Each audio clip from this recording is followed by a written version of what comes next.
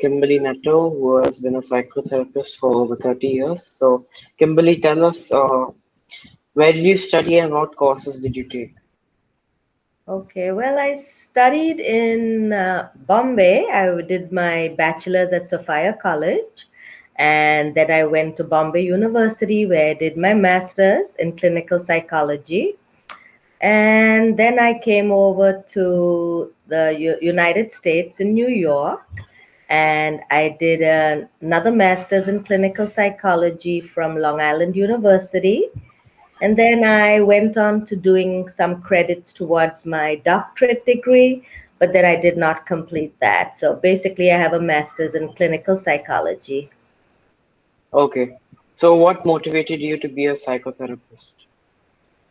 Well, I've always been interested in people, and it was kind of my passion from my school days. Okay. So, which organizations have you worked for earlier? In India or here? Both. Well, in India, after I graduated, I lectured for a little while in my old college at Sophia College as an adjunct lecturer, doing teaching introductory psychology. And I also worked at a place called Institute for Exceptional Children, which was like a clinic dealing with children with developmental disabilities and other emotional issues. And then when I came over to uh, the United States and I graduated, I've been working with different clinics.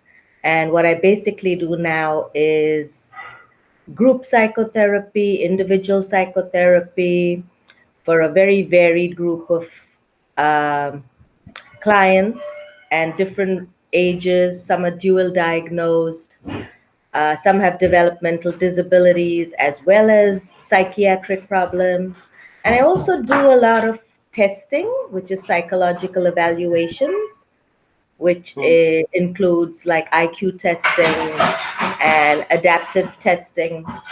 And that's basically what I do now. And I enjoy my work. Okay.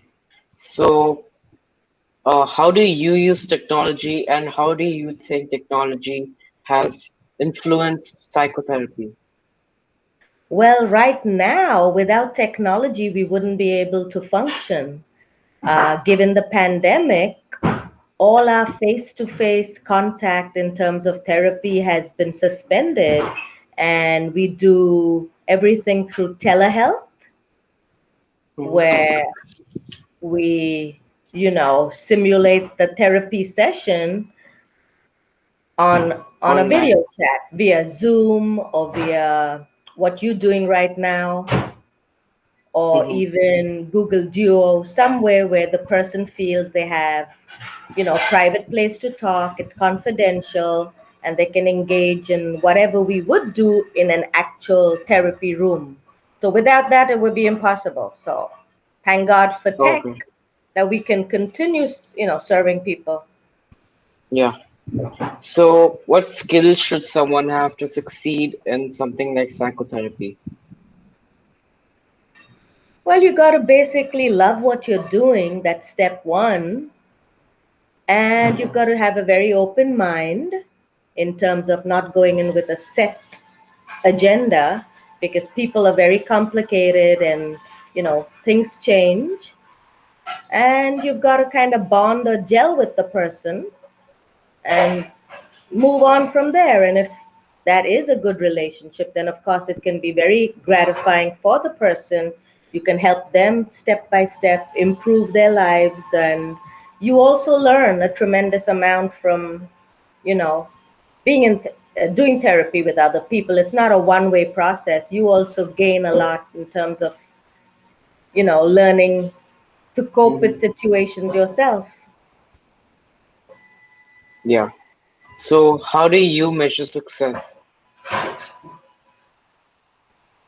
Well, that's a difficult question. Can you define what you mean by success? How do you feel like you succeeded in a task? Like, when do you feel like you succeeded? in what you're doing?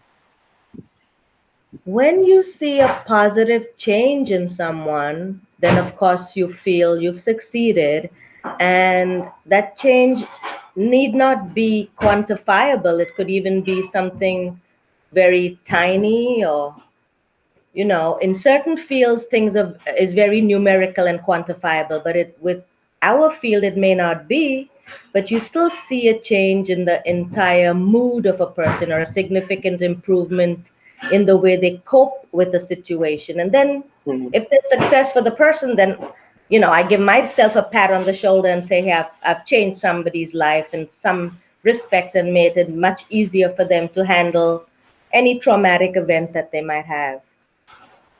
Okay. So, what guidance do you have for someone who is looking to pursue a career in psychotherapy? Why should they go for it, and why should they not go for it? Okay.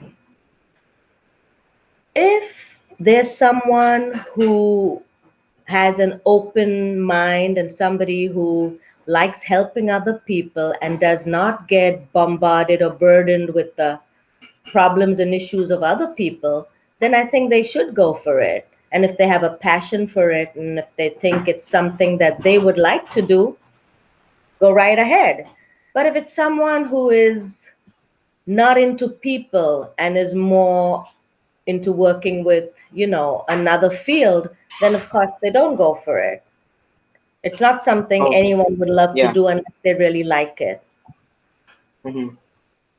Okay. Thank you. Thank you, Kim. Thank you for